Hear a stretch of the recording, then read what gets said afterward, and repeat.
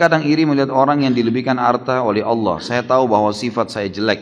Tolong nasihati saya Ustaz, agar tidak kufur nikmat dan berburuk sangka kepada Allah. Lihatlah selalu orang yang di bawah kita. Kalau misal ada orang, kita lagi diberikan oleh Allah motor ini misalnya tahun 2012 lah misal motor itu.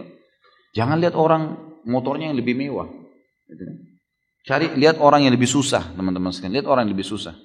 Saya kemarin di Makassar, subhanallah, masuk ke satu tempat orang cacat.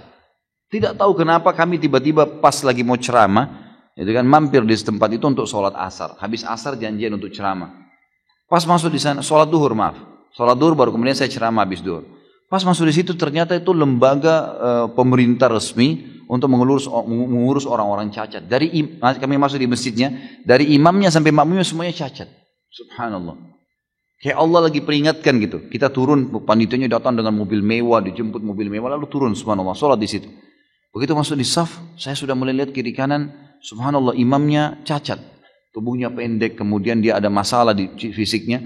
Orang di sebelah semua sholat ini orang cacat. Ada yang satu datang, subhanallah, masuk masjid sampai menggiling-gulingkan badannya untuk sholat gitu kan.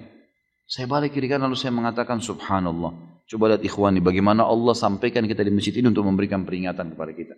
Lihat ada orang yang susah, tapi mereka tetap semangat, hidup, mereka bekerja. Lihat nih, kalau kita mau lihat selalu orang-orang yang lebih hebat fisiknya daripada kita, lebih gagah, lebih cantik, lebih kaya, kita tidak akan pernah bersyukur. Lihat orang-orang yang begitu.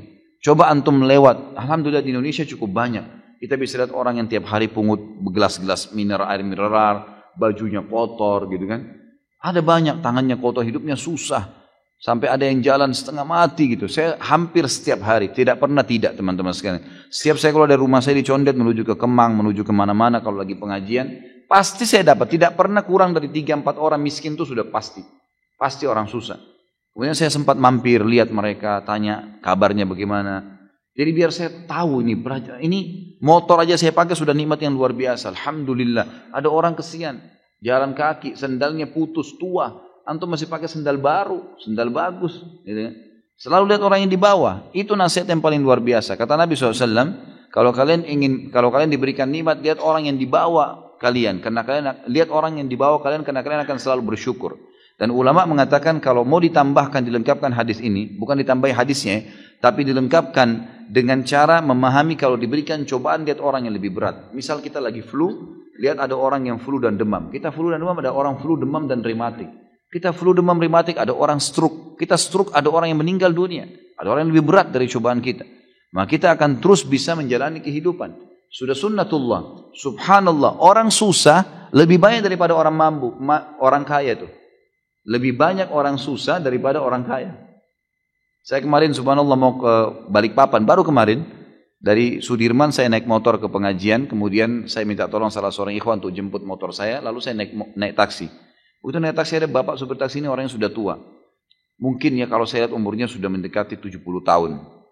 Rambutnya putih semua, duduk ngobrol sama saya.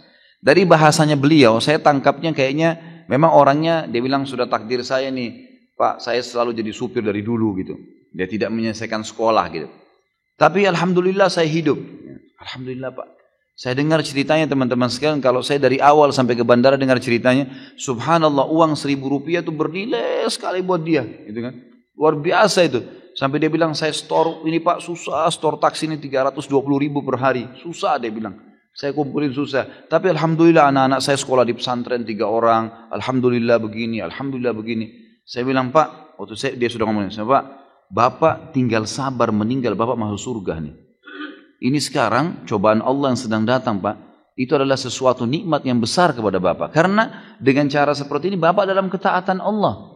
Mungkin kalau Bapak diberikan lebih daripada ini, mungkin Bapak lebih susah. Nanti akhirnya susah, lupa dengan Allah. Sekarang Bapak masih mau mampir sholat.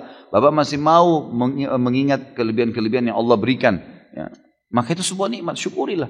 Saya melihat subhanallah, Allah kayak perlihatkan lagi saya. Nih lihat nih, ingat Khalid. Ini ada orang yang lebih susah. Saya bersyukur terus sepanjang jalan. Alhamdulillah Allah masih kasih saya bisa jalan, bisa normal, saya masih bisa punya pendapatan, masih bisa biaya keluarga, istri, anak saya. Alhamdulillah, dan berusaha dari rezeki halal. Jadi coba lihat orang yang lebih susah teman-teman. Banyak banyak sekali, gitu kan. Kita kalau masuk di gang-gang di Indonesia ini, saya berapa kali masuk di kampung Melayu, di beberapa gang, jalan waktu itu ada mau azan, saya antar istri saya ke Hermina di rumah sakit waktu itu.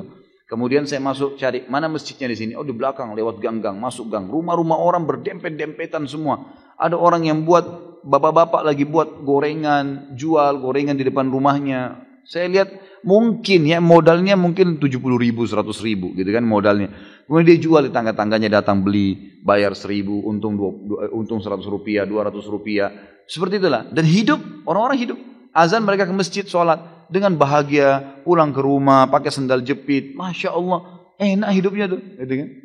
Dan ingat teman-teman sekalian, kata Nabi SAW, bukan saya larang antum menjadi orang kaya. Kalau Allah lagi bukakan, alhamdulillah. Apalagi kalau bisa diikuti dengan ilmu. Tapi kata Nabi SAW, mayoritas penghuni surga adalah orang-orang miskin. Memang orang susah. Jadi kalau antum lagi dicoba dengan Allah Subhanahu Wa Taala, maka nikmatin cobaan itu. Karena itu sebenarnya sesuatu yang terbaik buat kita. Dan ada beberapa poin-poin yang sudah saya sampaikan, tentunya bisa dihubungkan dengan apa yang saya sampaikan sekarang ini.